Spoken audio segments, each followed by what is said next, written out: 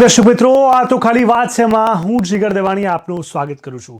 દર્શક મિત્રો, રોજબરોજ આપણે નવા વિષયો ઉપર ચર્ચા કરતા હોઈએ છીએ ને એ પ્રશ્નોને આપણે સમજવાની કોશિશ કરતા હોઈએ છીએ. ક્યારેક સરકારના મુદ્દાઓ, ક્યારેક તંત્રની વાત, ક્યારેક વાર તહેવાર અને ક્યારેક સીધી આડકતરી પ્રત્યક્ષ કે પરોક્ષ રીતે સ્પર્શતા જનતાના એટલે કે તમારા મુદ્દા. આજે આપણે વાત દિલ્હી સરકારને લઈને કરવાના છે. છેલ્લા કેટલાક સમયથી, ઇનફેક્ટ ઘણા વર્ષોથી આપણે જોતા આવ્યા છીએ કે દિલ્હી સરકાર અને કેન્દ્ર સરકાર વચ્ચે ક્યાંક તૂ મેમીની ઘટનાઓ વધતી જતી જોવા મળતી હોય છે. ક્યારેક કોણ ઉચાલશે, કોનું પલડું ભારે, કોણ કોના પર હાવી, કોણ નિર્ણય લઈ શકશે, કોનો નિર્ણય ફાઇનલ ગણાશે, કોણ ટેકર ફોર ગ્રાન્ટેડ લેવાઈ રહ્યું છે, આવી પ્રકારની ઘણી બધી ભાવનાઓ, ઘણી બધી વાતો આપણે જોઈ હશે. હવે એક બાજુ જ્યારે દિલ્હીની વાત હોય એટલે કેન્દ્ર સરકાર તો હોય જ હોય, અને દિલ્હી ભલે ઉઠી છે પણ એનું પોતાનું પણ એક અસ્તિત્વ છે, એની પોતાની એક અલગ પાર્ટી છે ત્યાં. હવે આ તમામની વચ્ચે ડબલ એન્જિન સરકાર નથી તો શું ત્યાં વિકાસ ન થઈ શકે? ત્યાં નિર્ણય શક્તિ ન હોવી જોઈએ? ત્યાં નિર્ણય ન લેવાય? આવા સવાલ તો થાય જ થાય. આ તમામની વચ્ચે દિલ્હી જ્યારે મુસીબતમાં મુકાય એટલે કે જ્યારે દિલ્હી પોતે ક્યાંક વાંકમાં આવે, દિલ્હી સાથે કોઈ ઘટના ઘટે, દિલ્હીની અંદર કોઈ ઘટના ઘટે, ત્યારે કોણ જવાબદારી લે છે અને એવા સમયે કોણ કોના પર પ્રહાર કરે છે એ પણ તમે જોયું હશે. ત્યારે તમામ પ્રકારની અસમંજસતા ક્યાંક ને ક્યાંક તેનો અંત આવ્યો છે. દિલ્હીમાં એલજીની ચૂંટાયેલી સરકાર જ અસલી બોસ હોવાની વાત સુપ્રીમ કોર્ટે કહી. સુપ્રીમ કોર્ટે આ ઐતિહાસિક ચુકાદો આપ્યો છે. દિલ્હી સરકાર વર્સિસ એલજીનો જે કેસ છે તેમાં સુપ્રીમ કોર્ટે આ મોટો ચુકાદો આપ્યો છે. ઘણા સમયથી આ પ્રકારની અસમંજસતા અને વાદ વિવાદ, અનેક પ્રકારના તર્કની વચ્ચે પ્રશ્નો જેના નિરાકરણ થાય ન થાય જેવી ઘટનાઓ ઘટતી હતી. ત્યારે દિલ્હી કોનું, દિલ્હીમાં સત્તા કોની, દિલ્હીમાં શાસન કોનું, દિલ્હી પર અધિકાર કોનો અને દિલ્હીમાં નિર્ણય કોણ લઈ શકે, નિર્ણયના અમલીકરણમાં કોણ મૂકી શકે, તેને લઈને અનેક સવાલો આપણે હંમેશા જોયા છે. ત્યારે આજે ચર્ચા કરીશું સુપ્રીમ કોર્ટના નિર્ણયને લઈને, દિલ્હીને લઈને, દિલ્હીવાસીઓ માટે લેવાયેલા નિર્ણયને લઈને. આ તો ખાલી વાત છે માં.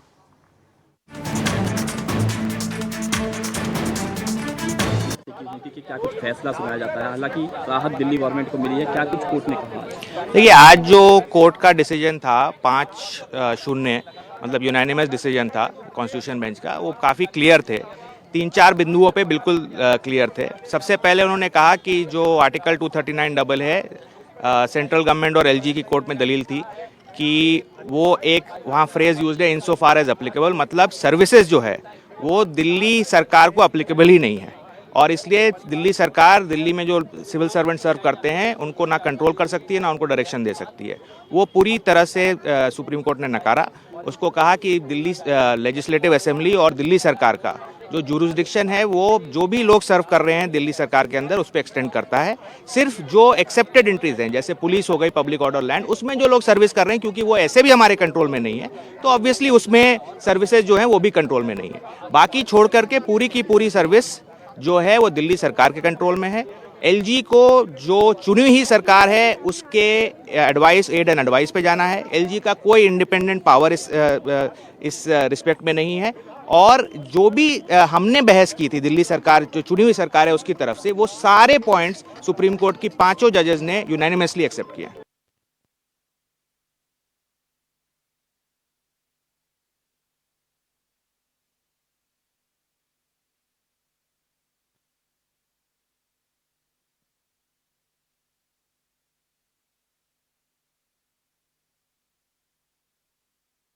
તો દિલ્હીમાં એલજી નહીં, ચૂંટાયેલી સરકાર જ અસલી બોસ હોવાની વાત. ત્યારે સુપ્રીમ કોર્ટે આ ઐતિહાસિક ચુકાદો, દિલ્હી સરકાર વર્સિસ એલજી કેસ છે, સુપ્રીમ કોર્ટે આ મોટો ચુકાદો આપ્યો છે. કહ્યું છે દિલ્હી સરકારને ટ્રાન્સફર પોસ્ટિંગનો આ અધિકાર છે. દિલ્હીમાં કોણ સૌથી વધુ પાવરફુલ, આ એક મોટો સવાલ છે. મુખ્યમંત્રી કે પછી લેફ્ટનન્ટ ગવર્નર? આ સવાલ એક બે વાર નહીં, અનેક વાર થયો છે. સુપ્રીમ કોર્ટે આ મોટો ચુકાદો આપ્યો અને દિલ્હી સરકારને ટ્રાન્સફર અને પોસ્ટિંગનો અધિકાર હોવાની વાત કરી. ત્યારે તમામની વચ્ચે કોર્ટે 18 જાન્યુઆરીએ સુનાવણી પૂર્ણ કર્યા બાદ આ નિર્ણય સુરક્ષિત રાખ્યો હતો. દિલ્હીમાં કોણ સૌથી વધુ પાવરફુલ છે? તો આપણે જણાવી દઉં, મુખ્યમંત્રી કે પછી લેફ્ટનન્ટ ગવર્નર. જે બાબતે હવે સુપ્રીમ કોર્ટે મોટો ચુકાદો આપ્યો છે. દિલ્હીમાં કોણ સૌથી વધુ પાવરફુલ છે ત્યારે જે બાબતે હવે સુપ્રીમ કોર્ટે જે ચુકાદો આપ્યો, સુપ્રીમ કોર્ટ દ્વારા ચુકાદો આપતા કહ્યું કે દિલ્હી સરકારને ટ્રાન્સફર અને પોસ્ટિંગનો અધિકાર છે. એટલે અહીંયા મુખ્ય રીતે દિલ્હી સરકાર અંતિમ નિર્ણાયક, અંતિમ જવાબદાર હોઈ શકે છે.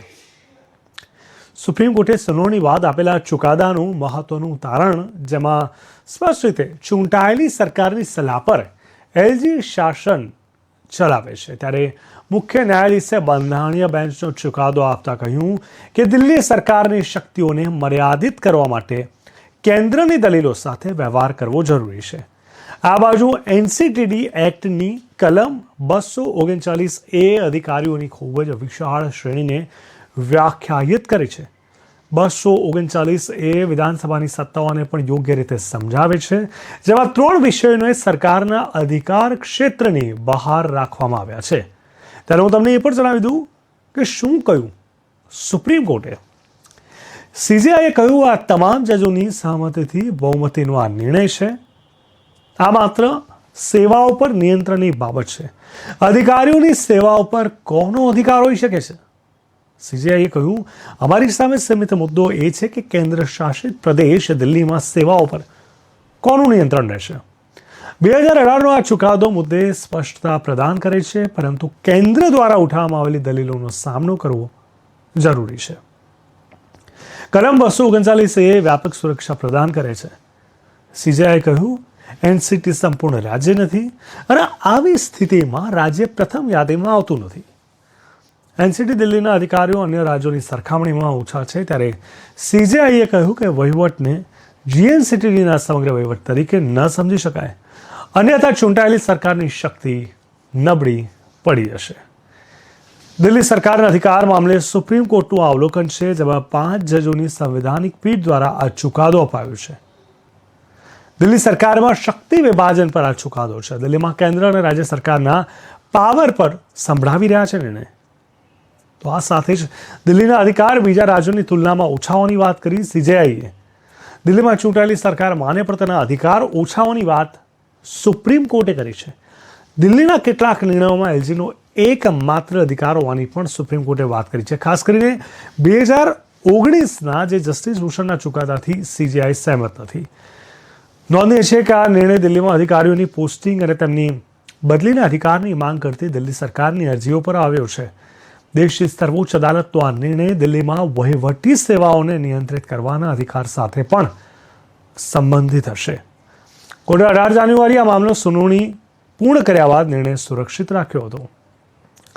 તો મિત્રો જણાવો મને કે આમાં તમારું શું માનવું છે? તમે ઘણા સમયથી જોઈ રહ્યા હતા, જાણી રહ્યા હતા, સમજી રહ્યા હતા અને ક્યાંક ને ક્યાંક તમે માની રહ્યા હતા કે આખી ઘટનામાં આખરે ફાઇનલ નિર્ણય કોનો હોઈ શકે છે, કોની જવાબદારી હોઈ શકે છે, કોણ મુખ્ય અધિકાર ધરાવે છે, કોણ મુખ્ય બોસ છે અહીંયા, લેફ્ટનન્ટ ગવર્નર કે પછી દિલ્હી સરકાર પોતે. ત્યારે આખરે આ ચુકાદો આવી ગયો છે. શું છે તમારો એમાં મંતવ્ય, અભિપ્રાય? જણાવો મને. આ તો ખાલી વાત છે એમાં.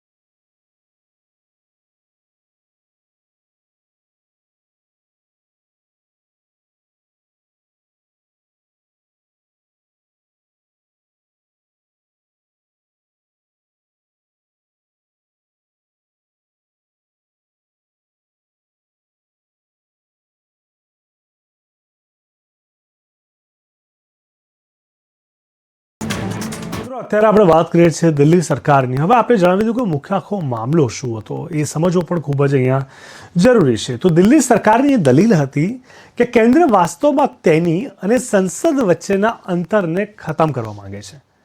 પરંતુ સુપ્રીમ કોર્ટમાં સુનાવણી દરમિયાન કેન્દ્ર તરફથી હાજર રહેલા સોલિસિટર જનરલ તુષાર મહેતાએ કહ્યું હતું કે દુનિયાએ દિલ્હી જોવું પડશે, એટલે કે ભારતને જોવું પડશે. તેમણે કહ્યું હતું કે તે રાષ્ટ્રીય રાજધાની હોવાથી તે જરૂરી છે કે કેન્દ્ર પાસે તેના વહીવટ અને મહત્વપૂર્ણ મુદ્દાઓ પર નિયંત્રણ પણ વિશેષ સત્તા હોય. નોંધનીય છે કે કેન્દ્ર સરકારે 2021માં government of NCT of Delhi act એટલે કે GNCTD એક્ટ પસાર કર્યો હતો અને આમાં દિલ્હીના લેફ્ટનન્ટ ગવર્નરને કેટલીક વધુ સત્તાઓ આપવામાં આવી હતી. આ કાયદા વિરુદ્ધ આમ આદમી પાર્ટીએ સુપ્રીમ કોર્ટમાં અરજી કરી હતી અને આમ આદમી પાર્ટીએ ઘણી વખત કેન્દ્ર સરકાર પર લેફ્ટનન્ટ ગવર્નરનો ઉપયોગ કરીને ચૂંટાયેલી સરકારના કામકાજમાં અવરોધ લાવવાનો આરોપ લગાવ્યો હતો. ત્યારે સ્વાભાવિક છે કે આ જે આખો મુદ્દો છે જે રીતે સામસામે થઈ ગયા હતા અને આ તમામ ઘટનાઓની વચ્ચે કોઈ પણ ફાઇનલ નિર્ણય પર જ્યારે કોઈ વાત ન આવે ત્યારે તેના અંતિમ સોલ્યુશન તરફ જવું ખૂબ જ જરૂરી હોય છે. અધૂરામાં પૂરું દિલ્હી સરકાર તેના નિર્ણયો, દિલ્હીમાં વસતી જનતા એમના માટે શું નિર્ણય લેવાય છે ને એમાં અધિકાર કોનો? કારણ કે જ્યારે જનતા સફર કરે છે, જ્યારે જનતા કોઈક નિર્ણયને લઈને સહેમત હોય છે, નથી હોતી, તેમને ક્યાંક કંઈક ભોગવવું પડે છે વગેરે વગેરે, તો એવા સમયે કોઈક એક જવાબદારી સ્પેસિફિક હોવી ખૂબ જ જરૂરી છે.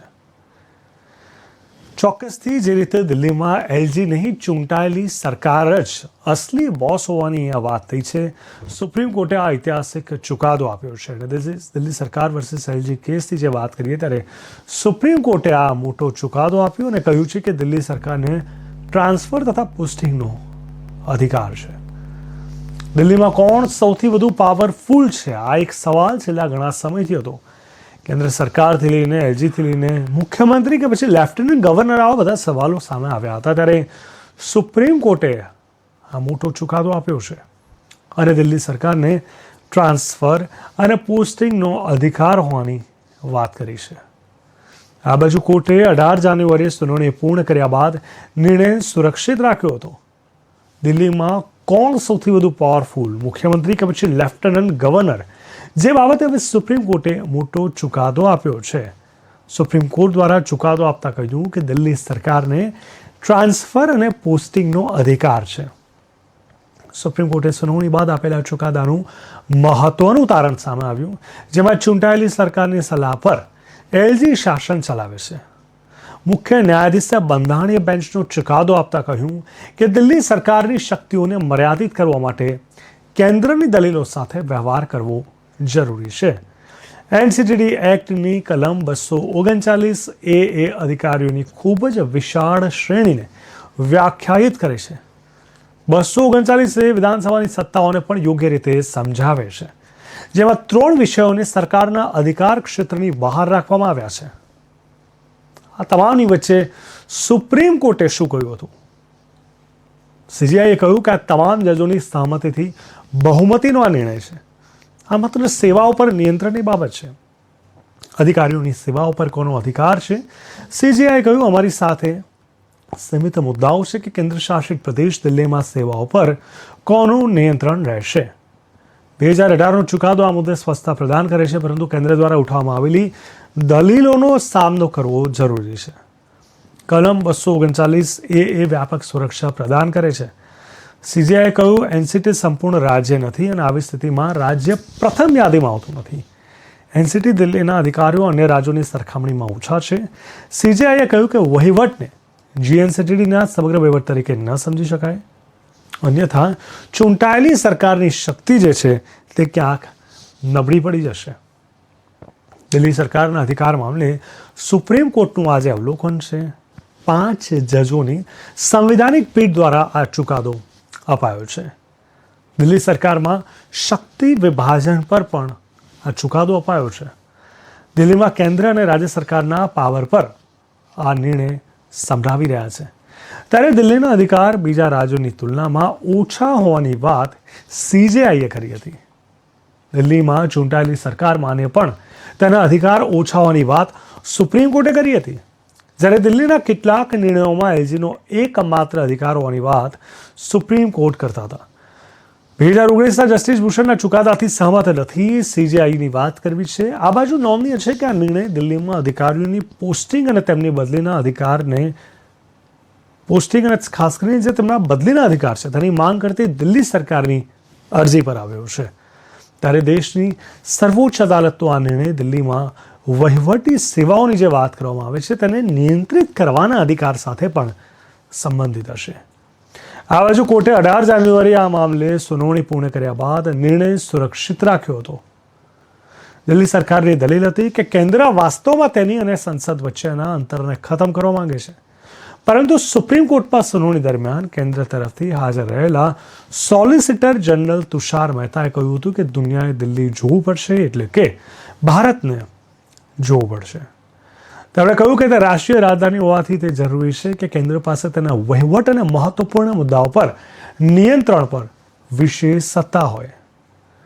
નોંધનીય છે કે કેન્દ્ર સરકારે 2021માં government of NCT of Delhi act GNCTD act પસાર કર્યો હતો. આમાં દિલ્હીના લેફ્ટનન્ટ ગવર્નરને કેટલીક વધુ સત્તાઓ આપવામાં આવી હતી. આ કાયદા વિરુદ્ધ આમ આદમી પાર્ટીએ સુપ્રીમ કોર્ટમાં અરજી કરી હતી. આમ આદમી પાર્ટીએ ઘણી વખત કેન્દ્ર સરકાર પર લેફ્ટનન્ટ ગવર્નરનો ઉપયોગ કરીને ચૂંટાયેલી સરકારના કામકાજમાં અવરોધ લાવવાનો આરોપ લગાવ્યો હતો. આમ જોવા જઈએ તો સવાલ અનેક છે, પરંતુ જે ચુકાદો છે તે હંમેશા અંતિમ કહેવાય છે.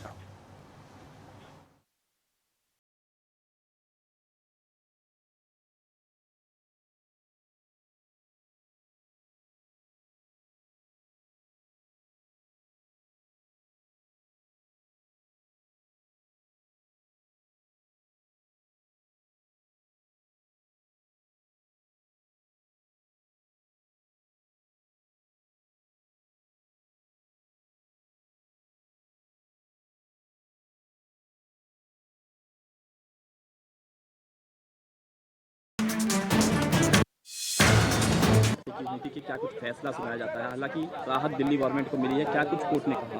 देखिए, आज जो कोर्ट का डिसीजन था 5-0, मतलब यूनानिमस डिसीजन था कॉन्स्टिट्यूशन बेंच का, वो काफ़ी क्लियर थे. 3-4 बिंदुओं पे बिल्कुल क्लियर थे. सबसे पहले उन्होंने कहा कि जो आर्टिकल 239 डबल है, सेंट्रल गवर्नमेंट और LG की कोर्ट में दलील थी कि वो एक वहाँ फ्रेज यूज है इंसो फार एज अप्लीकेबल, मतलब सर्विसेज जो है वो दिल्ली सरकार को अप्लीकेबल ही नहीं है, और इसलिए दिल्ली सरकार दिल्ली में जो सिविल सर्वेंट सर्व करते हैं उनको ना कंट्रोल कर सकती है ना उनको डायरेक्शन दे सकती है. वो पूरी तरह से सुप्रीम कोर्ट ने नकारा. उसको कहा कि दिल्ली लेजिस्लेटिव असेंबली और दिल्ली सरकार का जो जुरिस्डिक्शन है वो जो भी लोग सर्व कर रहे हैं दिल्ली सरकार के अंदर उस पर एक्सटेंड करता है. सिर्फ जो एक्सेप्टेड एंट्रीज हैं, जैसे पुलिस हो गई, पब्लिक ऑर्डर, लैंड, उसमें जो लोग सर्विस कर रहे हैं, क्योंकि वो ऐसे भी हमारे कंट्रोल में नहीं है, तो ऑब्वियसली उसमें सर्विसेज जो हैं वो भी कंट्रोल में नहीं है. बाकी छोड़ करके पूरी की पूरी सर्विस जो है वो दिल्ली सरकार के कंट्रोल में है. LG को जो चुनी हुई सरकार है उसके एडवाइस, एड एंड एडवाइस पे जाना है. LG का कोई इंडिपेंडेंट पावर इस रिस्पेक्ट में नहीं है. और जो भी हमने बहस की थी दिल्ली सरकार, जो चुनी हुई सरकार है उसकी तरफ से, वो सारे पॉइंट्स सुप्रीम कोर्ट की 5 जजेस ने यूनानिमसली एक्सेप्ट किया.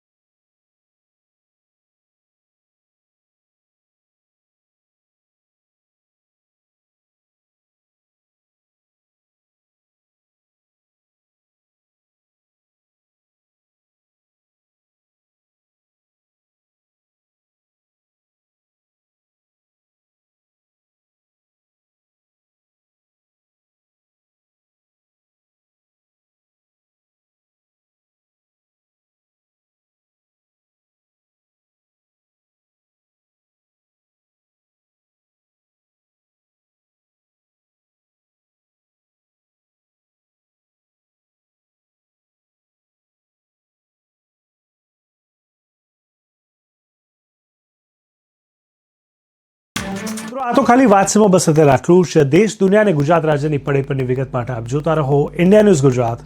નમસ્કાર.